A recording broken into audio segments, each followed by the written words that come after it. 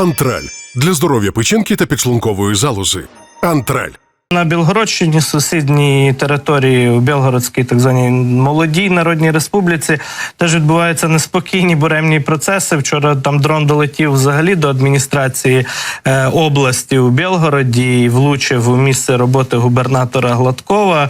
Були там якісь постраждалі з числа місцевих клерків і чиновників. Ну і продовжуються бойові дії, як ми знаємо, на російській території, на прикордонні між Харківщиною, Білгородською областю, Сумською і Білгородською областю. І на Курщині так само, на території Курської області усюди бої. Власне, це наслідок переходу на російську територію в ході рейду, визвольного весняного рейду бійців, добровольців Легіону Свобода Росії, Сибірського батальйону та тепер уже і російського добровольчого корпусу РДК, які приєдналися до своїх побратимів цієї ночі. Ну і операція цей рейд триває. Власне, є кадри знищеної російської техніки путінського режиму, скажімо так, бо і з того боку росіяни. Путін вже теж прокоментував, тобто він не залишається осторонь цієї історії. Російським пропагандистам в інтерв'ю Путіна пояснив, що це, мовляв, іноземні найманці діють на російській території. Отже, хтось їх найняв і відправив. 300 осіб, значить, за участю іноземних найманців, 300 осіб залучено до цих диверсійних операцій, диверсійних груп, як заявив Путін.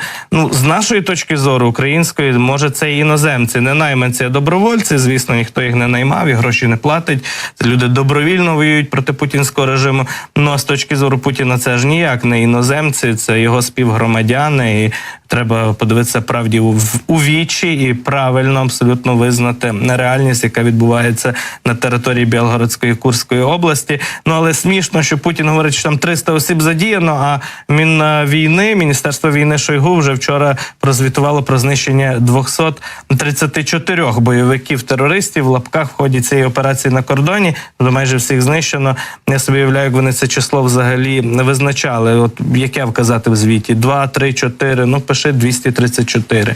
Гарне число. От, і ясно, що з реальністю це не має так само жодного контакту до прикордонних районів. Зокрема, Шебекіно, яке межує з Харківщиною, залишилося без струму. Це місто 45 тисяч осіб у цьому міському окрузі сидять без електрохарчування, як і деколи це пише російська пропаганда, їхні боти, без електропостачання. І місцевий губернатор Гладков так само ситуацію цю коментував, визнавав. Каже, що причиною стали якраз атаки безпілотників нічні.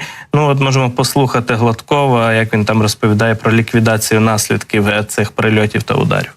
Во время утреннего обстрела Шебекинского округа было отключено более 45 тысяч человек. Аварийные бригады сейчас работают очень активно. За последний час уже Ржевка, Маслов, Пристань уже подано напряжение. Уверен, что наши энергетики, они большие молодцы, выполнят быстро свою работу.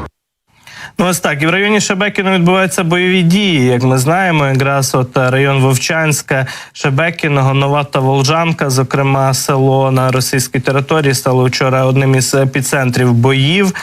Саме там, в цьому районі, перейшли кордон, зокрема, російські добровольці. Ми бачимо одну із карт, яка демонструє прохід російських добровольців в районі Грайворона. Це межа Сумщини та Російської області, наскільки глибоко вдалося зайти.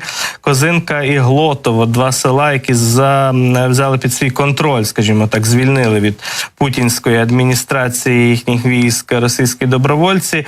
Інші райони ведення бойових дій – це так само населений пункт Тьоткіно в Курській області, на межі Курської області і Сумщини, про Грайворон ми згадували. Ну і третій район – це Шебекіно, це територія, яка межує із Харківщиною, з українською територією, з Вовчанськом, зокрема. Там так само продовжуються бої. Вже є нові заяви від РДК Російського добровольчого корпусу про перетин кордону цієї ночі. Тобто таке враження, що представники РДК пізніше трохи приєдналися до цього визвольного весняного рейду до Легіону Свобода Росії та Сибірського батальйону. Як би там не було, події там динамічні, перебувають в розвитку.